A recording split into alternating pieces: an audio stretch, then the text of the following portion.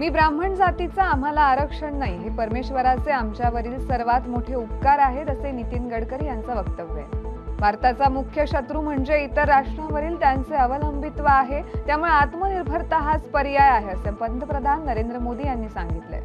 ओला दुष्काळ जाहीर करण्यासाठी केंद्र सरकार आणि राज्य सरकारचे निकष पूर्ण करण्याचे प्रयत्न सुरू आहेत। नुकसानग्रस्त शेतकऱ्यांना दिवाळीपूर्वी मदत देण्याचं आश्वासनही भरणे यांनी दिलंय।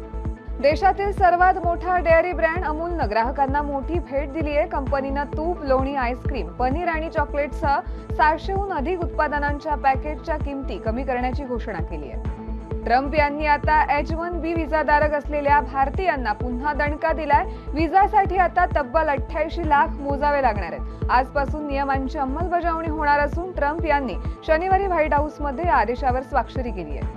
संविधानानं सर्वांना अधिकार दिलाय। कोणी कशा पद्धतीनं काम करायचं, कोणी कशा पद्धतीनं बोलायचं, कसं वागायचं हे त्यांनी ठरवायचंय। ते करताना यशवंतराव चव्हाण यांची शिकवण विसरू नये असा सल्ला उपमुख्यमंत्री अजित पवार यांनी आमदार रोहित पवार यांच्याबद्दल बोलताना दिलाय। काँग्रेस प्रदेशाध्यक्ष हर्षवर्धन सपकाळ यांनी मोठा दावा केल्यानं अनेक चर्चांना उधाण आलंय। पंतप्रधान मोदी राजीनामा देणार असून RSSच्या मदतीनं राज्याचे मुख्यमंत्री देवेंद्र फडणवीस पंतप्रधान होणार असल्याचा दावा सपकाळ यांनी केलाय। हवामान विभागानं पुढील 5 दिवसांसाठी सर्व जिल्ह्यांमध्ये पावसाची शक्यता वर्तवली आहे। यावेळी काही भागांत मेघगर्जनेसह पाऊस पडण्याचा अंदाज असून काही ठिकाणी हलका ते मध्यम स्वरूपाचा पाऊस पडेल। दाक्षिणात्य सुपरस्टार ऋषभ शेट्टी यांचा बहुप्रतीक्षित चित्रपट कांतारा चॅप्टर 1 लवकरच प्रेक्षकांच्या भेटीला येणार आहे। या चित्रपटाचा हिंदी ट्रेलर आज प्रदर्शित होणार असून या चित्रपटाचा trailer Bollywood superstar Hrithik Roshan launch करणार आहे।